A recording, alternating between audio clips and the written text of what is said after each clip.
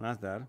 Dnes si povieme o tom, ako sa po niektorí ľudia snažia tých druhých nachytať.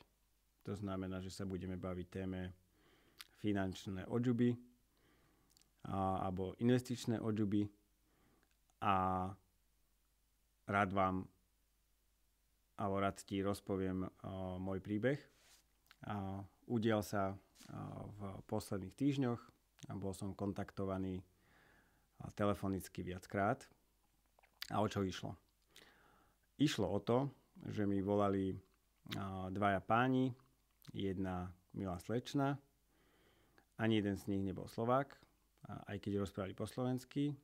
A tie prízvuky by som zaradil niekde India, Čína, týmto smerom. Ale boli po slovensky. A v podstate išlo o to, že ma všetci traja začali presviečať o tom, že som v minulosti investoval do jednej aplikácie, konkrétne CoinMarketCap, a kde sa stalo, počúvajte čo, obrovské zhodnotenie mojich finančných prostriedkov a teraz som v balíku a je potrebné spraviť zo pár krokov, lebo, a toto ma úplne že odstrelilo, lebo táto super spoločnosť má brutálnu AI, čiže umelú inteligenciu, ktorá nemá čo robiť, iba zhodnocovať prostriedky vložené z minulosti finančné a tým pádom sa starať o vaše blaho a život je rúžový a všetko frčí ako má.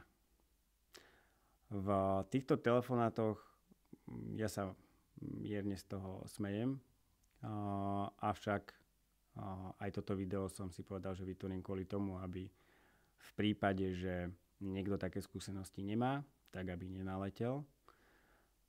Nakoľko je aj v tomto príklade veľmi veľa výkričníkov. Teraz také zaužívané slovíčko alebo slovíčka red flags. To znamená, že je tam veľmi veľa výkričníkov, na ktoré si treba dať pozor. V prvom rade porozmýšľaj naozaj nad tým, že či si v minulosti do nejakej takéto aplikácie niečo vkladal, či vôbec si ju inštaloval a či si pamätáš na podmienky, s ktorými si súhlasil. Pevne verím, že áno. Ale v podstate, či už tie prvé informácie sú není falošné. Paradoxne ja som túto aplikáciu využil, ale finančné prostriedky som tam nevložil. Bez tak tento telefonát pokračoval ďalej a čo bolo na ňom veľmi zaujímavé, bolo to, že práve tá umelá inteligencia bola v tomto bode kľúčová. Za mňa, z mojich vedomostí, ktoré mám, umelá inteligencia na takomto bode alebo takomto modeli aktuálne vôbec nepracuje. Môže byť v investovaní použitá a je, ale nie na to, aby zhodnocovala bežným ľuďom ich finančné prostriedky, lebo kopec plusov a benefitov. Skrátka, takáto služba neexistuje a pokiaľ by existovala, lebo pevne verím, že jedného dňa existovať bude, tak určite bude niečo stáť. To znamená, že nikto ti nič zadarmo nedá, ani umelá inteligencia. Už vôbec nie, teda ma môžete opraviť, ja také skúsenosti nemám, že by mi niekto volal s tým, že mám si vybrať zhodnotené finančné prostriedky a aby som tam čas nechal, lebo inteligencia a táto všemocná múdra nemôže v najbližších pár dňoch makať, proste bude bloknutá. Ja si musím čiastku vybrať a následne sa ona znova rozbehne, lebo tam niekto na druhej strane klikne na červené tlačidlo. Celý tento príbeh je absurdný, žiaľ, stal sa. Nestal sa mi raz, to znamená, že tie telefónne čísla boli rôzne, tie telefonáty boli na konci dňa rovnaké a v skratke ide o investície prostredníctvom umelej inteligencie, ktorá vám vaše vklady z minulosti medzičasom brutálne zhodnotila a je treba si ich vyberať. Daj si pozor na takéto spoločnosti, nestrácaj s nimi čas, už nedaj Bože, že by si niečo k nim investoval. Naozaj použij svoj rozum a ruky od takýchto amatérov preč. Čo odporúčam je, existuje viacero veľmi kvalitných investičných videí.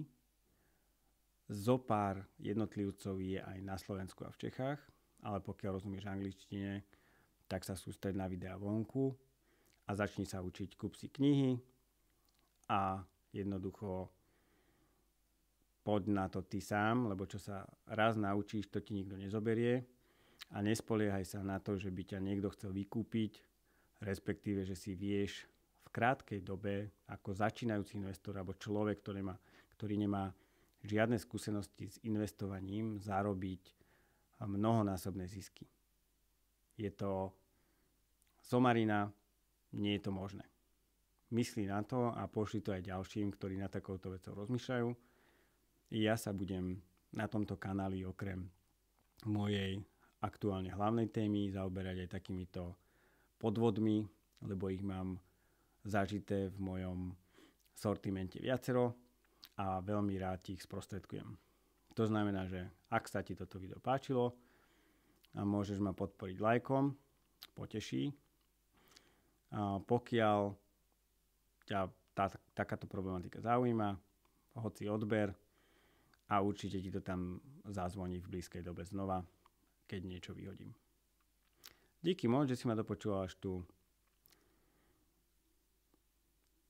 Jednoducho a úprimne.